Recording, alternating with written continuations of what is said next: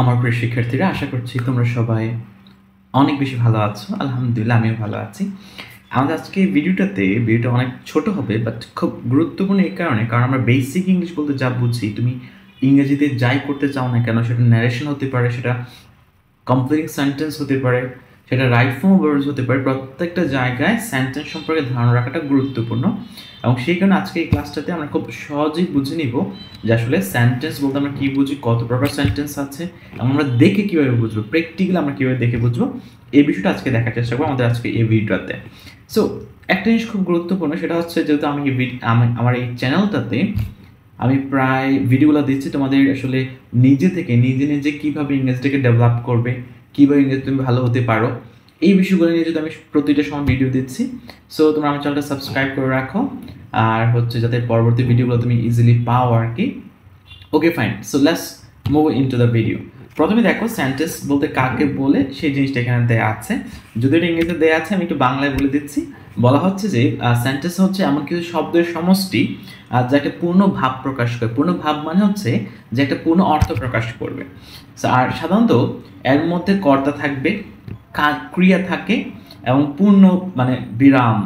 পূর্ণ বিরাম মানে আমরা যেটাকে ফুল স্টপ বলে থাকি, প্রশ্নবোধক চিহ্ন বলে থাকি, অথবা আমাদের যেটা হয় আর কি, যে আসলে এক্সক্লেমেশন সাইনও থাকে মাঝে মাঝে। তার মানে এখানে যে আমি খুব ইজিলি বলার চেষ্টা করি, তোমার সেন্টেন্স হচ্ছে a group of words that expresses a complete thought. পূর্ণ একটা চিন্তা দেয়। আমি খুব সহজেই তোমাদেরকে বলার চেষ্টা করি, আমরা যতগুলো কথা বলি, যেমন তুমি এখানে আসো, আমি যাই, তুমি কি করো, তোমার বাবা কোথায়, এই যে বাক্যগুলো আমি বলছি, এগুলো কিন্তু পূর্ণাঙ্গ একটা অর্থ প্রকাশ করে। সো কয়েকটা শব্দ যখন একত্রে বসে একটা পূর্ণাঙ্গ অর্থ প্রকাশ করে, তখন আমরা সাধারণত তাকে সেন্টেন্স বলে থাকি। সো এই ক্ষেত্রে আমরা যদি একটু চেষ্টা করি, যেমন তুমি কি করো, তোমার বাবা কি করে, এবং তুমি কি খাও, এই সবগুলো কিন্তু বেসিক্যালি সেন্টেন্সের মধ্যে পড়ছে। যেমন এখানে যে উদাহরণগুলো তোমরা দেখতে পাচ্ছ, যে আমি বই পড়তে ভালোবাসি, তুমি কি পার্টিতে আসছো, কি সুন্দর দিন, প্রত্যেকটা কিন্তু এখানে বেসিক্যালি সেন্টেন্স। ঠিক আছে? সো এইগুলো হচ্ছে সেন্টেন্স। আমরা আজকে বেসিক্যালি অর্থ অনুসারে সেন্টেন্সের 5 প্রকার, সেই বিষয়গুলো দেখার চেষ্টা করব। তো অর্থ অনুসারে সেন্টেন্স হচ্ছে বেসিক্যালি 5 প্রকার। নাম্বার 1 সেটা হচ্ছে অ্যাসার্টিভ সেন্টেন্স, যেটাকে আমরা বেসিক্যালি বিবৃতিমূলক অথবা বর্ণনামূলক বাক্য বলে থাকি, অ্যাসার্টিভ। আর এটা কাকে বলা হয়, কিভাবে চিনবে, এটা আমি একটু পরে যাচ্ছি। এরপর আসে আমাদের ইন্টারগ্রেটিভ সেন্টেন্স। ইন্টারগ্রেটিভ সেন্টেন্স মানে যে প্রশ্ন যেটা করা হয়, ওই বাক্যগুলোকে ইন্টারগ্রেটিভ বলি আমরা। ইম্পারেটিভ, ইম্পারেটিভ হচ্ছে ধরো যেগুলো তোমার আদেশ, উপদেশ, নিষেধ বোঝায়, এইগুলো বেসিক হচ্ছে ইম্পারেটিভ। তারপর আছে আমাদের অবজেক্টিভ। অবজেক্টিভ কোনগুলো, ওই যে আমরা বলি না, মনে ইচ্ছা প্রকাশ করার জন্য দোয়া, এই যে জিনিসগুলো আছে। আমরা ডিটেলসে যাব, তারপর আমি প্রকারটা তোমাদের সাথে একটু শেয়ার করে নিচ্ছি। তারপর হচ্ছে আমাদের এক্সক্লেমেটরি, যেটা বিস্ময়সূচক বলে থাকি আমরা, আনন্দ বোঝা যায়, দুঃখ বোঝা যায়। এই 5 প্রকার হচ্ছে অর্থগতভাবে সেন্টেন্স। তাহলে অর্থগতভাবে সেন্টেন্স কয় প্রকার? 5 প্রকার, এবং 5 প্রকার এখানে তোমরা দেখতে পাচ্ছ। এবার আমরা ডিটেলসে যাব, এই জায়গাটা গুরুত্বপূর্ণ তোমাদের জন্য। তোমরা যারা বিভিন্ন সময় বিভিন্ন জিনিস প্র্যাকটিসে যাও, যেমন আমরা বেসিক্যালি ন্যারেশনের কথা যদি চিন্তা করি অ্যাজ এ স্টুডেন্ট হিসাবে, তখন কিন্তু আমাদেরকে বিভিন্ন প্রকারের সেন্টেন্সে ন্যারেশন করতে হয়, সেই কারণে প্রত্যেকটা সেন্টেন্স যেন অনেক বেশি গুরুত্বপূর্ণ। ঠিক আছে? এবার আসো, প্রথমে আমরা যাই যে অ্যাসার্টিভ সেন্টেন্স কাকে বলা হয়। এখানে বলা আছে অ্যাসেট মানে হচ্ছে বিবৃতিমূলক বা বিবৃতিবাচক বাক্য, যে সেন্টেন্স দ্বারা কোনো কিছুর, আবার বলছি, যে সেন্টেন্স দ্বারা কোনো কিছুর কি বোঝায়, বিবৃতি বা বর্ণনা বোঝায়, তাকে আমরা বেসিক্যালি অ্যাসার্টিভ সেন্টেন্স বলবো। ঠিক আছে? তার মানে যেটা দ্বারা বর্ণনা বোঝায় তো বিবৃতি বোঝায়। যেমন যেটা বলছিলাম, আমার বাবা কৃষক, আমার বাবা ব্যাংকে কাজ করে, আমার বাবা এটা, তুমি এটা করো, তুমি এটা করো। যেমন হি রিডস দ্য বুক, সে বইটা পড়ে। উই প্লে ফুটবল, আমরা ফুটবল খেলি। ঠিক আছে?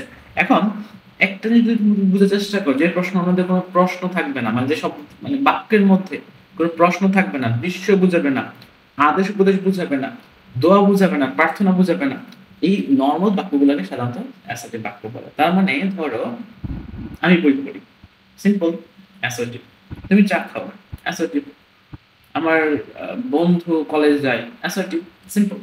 এবার আসো আমরা নেক্সট যাই ইন্টারোগেটিভ, যেটা তার প্রশ্ন করা বোঝায়। শুধু প্রশ্ন হইলে কিন্তু আমরা সাধারণত ইন্টারোগেটিভ বলবো। যেমন ধরো যে আমি যদি বলি হোয়াট ইজ ইউর অ্যাড্রেস, তোমার অ্যাড্রেস কোথায়, হোম ডু ওয়ান্ট, তুমি কাকে চাও। সো যে সেন্টেন্স দ্বারা বেসিক্যালি প্রশ্ন করা হয় বা উত্তর পাওয়ার জন্য যে তুমি উত্তর চাও সে কখন খেয়েছে, তখনই কিন্তু আমরা বলি যে তুমি কখন খেয়েছো, তুমি কি রান্না করেছো, তখন আমরা উত্তর চাই, প্রত্যুত্তর যেটাকে বলি সেটাকে বেসিক্যালি ইন্টারভিউ সেন্টেন্স বলা হয়ে থাকে। তুমি এগুলো খুব নোট করে রাখবে খাতায় যাতে তোমরা বুঝতে সুবিধা হয় আর কি। হ্যাঁ, সো এগুলোকে আমরা ইন্টারভিউ সেন্টেন্স বলবো। এরপর হচ্ছে ইম্পারেটিভ, যেটা অনুজ্ঞাসূচক। অনুজ্ঞাসূচকের মধ্যে আবার কয়েকটা ক্যাটাগরি আছে।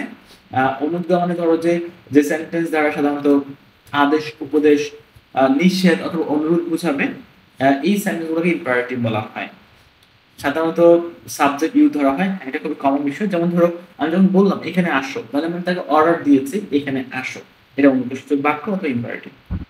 আদেশ করা এটা, অর্থাৎ দরজাটা বন্ধ করো, এটা আদেশ বুঝিয়েছে, তারপরে ইম্পারেটিভ। আবার যখন আমরা নিষেধ বুঝাই, দরজাটা বন্ধ করিও না, সেটা ইম্পারেটিভ। মিথ্যা কথা বইলো না, সেটা ইম্পারেটিভ। আবার যখন উপদেশ দেই আমরা না, যে সবসময় সত্য কথা বলবা অথবা মানুষের সাথে ভালো ব্যবহার করবা, এগুলো ইম্পারেটিভ। ইম্পারেটিভ আরেকটা আসলে বাক্য আছে, যেমন আমরা যখন বলি যে অনুরোধ, রাইট, অনুরোধ, যেমন দয়া করে আমাকে এক গ্লাস পানি দাও, দয়া করে এটা করে দাও, অনুরোধ যখন বোঝাবো সেগুলো বেসিক্যালি আমাদের ইম্পারেটিভ। মানে চারটা জিনিস বেসিক্যালি, নাম্বার 1 আদেশ, উপদেশ, নাম্বার 2 নাম্বার 3 অনুরোধ, আর নাম্বার 4 হচ্ছে নিষেধ করা। যখন এই চারটা জিনিস বুঝাবে বাক্যগুলো ধরে, তখনই বেসিক্যালি আমরা এটা দ্বারা বুঝবো এটা হচ্ছে ইম্পারেটিভ সেন্টেন্স। উদাহরণগুলো দেখো একটু। ডু ইট কুইকলি, এটা তাড়াতাড়ি করো, অর্ডার দিয়েছে তোমাকে। নেভার টেল লাই, কখনো মিথ্যা বললো না। Please give me a pen, আমাকে দরকার কলম দাও। তাহলে এই যে বাক্যগুলো আছে, এই বাক্যগুলো হচ্ছে ইম্পারেটিভ, কারণ এগুলো দ্বারা আদেশ, নিষেধ, অনুরোধ, অথবা আমরা যদি বলি যে অর্ডার বুঝিয়েছে, হ্যাঁ, এই বিষয়গুলো আমাদের সেখানে ইম্পারেটিভ সেন্টেন্স। এবার লাস্টে যেটা প্রায় শেষ, সেটা হচ্ছে অপটেটিভ সেন্টেন্স। অপটেটিভ সেন্টেন্স হচ্ছে প্রার্থনা সূচক বাক্য, যে সেন্টেন্সের মাধ্যমে প্রার্থনা করা বোঝায়, দোয়া বোঝায়, সেগুলো দ্বারা বেসিক্যালি অপটেটিভ। অর্থাৎ মনের ইচ্ছা। মনের ইচ্ছা মানে কি, তুমি তো কারোর জন্য কোনো কিছু প্রকাশ করছো, ইচ্ছা পোষণ করছো, তখন বেসিক্যালি এটা হচ্ছে অপটেটিভ সেন্টেন্স। যেমন ধরো মে ইউ বি হ্যাপি, তুমি অনেক ভালো থাকো, তুমি অনেক সুখী হও, দোয়া বুঝাচ্ছি, বা আমার মনের ইচ্ছা এটা, সে ভালো থাকুক। মে আল্লাহ সেভ ইউ, আল্লাহ তোমাকে রক্ষা করুক, আমি চাচ্ছি তাকে আল্লাহ রক্ষা করুক। তবে এটাও কিন্তু প্রার্থনা সূচক বাক্য। আর কি বাক্য হতে পারে, যেমন যে তুমি অনেকদিন বেঁচে থাকো, তুমি যাতে A+ পাও, সো এগুলো আমার ইচ্ছা, তার মানে এগুলো হচ্ছে optative sentence. Finally last but not the least, সেটা হচ্ছে এক্সক্লেমেটরি, যেটা বিস্ময় সূচক বলা হয়। সো বিস্ময় সূচকের ক্ষেত্রে কয়েকটা জিনিস খুব গুরুত্বপূর্ণ। আমি বেসিক্যালি তিনটে জিনিসের কথা বলি। একটা হচ্ছে আনন্দ, আর একটা দুঃখ, আর একটা হচ্ছে আশ্চর্যবোধক। এই তিনটে জিনিস বোঝায় সাধারণত। সো যখন কোনো বাক্য দ্বারা আনন্দ বুঝাবে, অথবা দুঃখ বুঝাবে, অথবা আশ্চর্য বুঝাবে, তখন তুমি ধরে নিতে হবে এটা হচ্ছে এক্সক্লেমেটরি সেন্টেন্স। এটা উদাহরণে যাই যদি আমি একটু, যেমন হুররা we have won the game, যেটা বলছিলাম আনন্দ বুঝিয়েছে, হুররা। এখানে দেখো এক্সক্লেমেটরি সেন্টেন্সের সাইন দেখা যাচ্ছে। হোয়াট আ বিউটিফুল সিন, কি সুন্দর একটা সিন, তাহলে উচ্ছ্বাস বুঝিয়েছে, এটাও আনন্দ বুঝিয়েছে। Alas you have failed in English, তুমি ফেল করেছো ইংরেজিতে। সো এটা দ্বারা কিন্তু কষ্ট বোঝাচ্ছে বা দুঃখ বোঝাচ্ছে, সেই কারণে এটা হচ্ছে বেসিক্যালি এক্সক্লেমেটরি সেন্টেন্স। আশা করছি তোমরা বিষয়টা বুঝতে পেরেছো, 5 প্রকার সেন্টেন্সের মানে কাকে বলা হয় এবং কি কোনটা উদাহরণ কেমন হবে। সো একটা জিনিস মনে রাখবা, আমরা যতগুলো কথা বলি, এইগুলো প্রত্যেকটা কোনো না কোনো প্রকার সেন্টেন্সের মধ্যে পড়েছে, ঠিক আছে?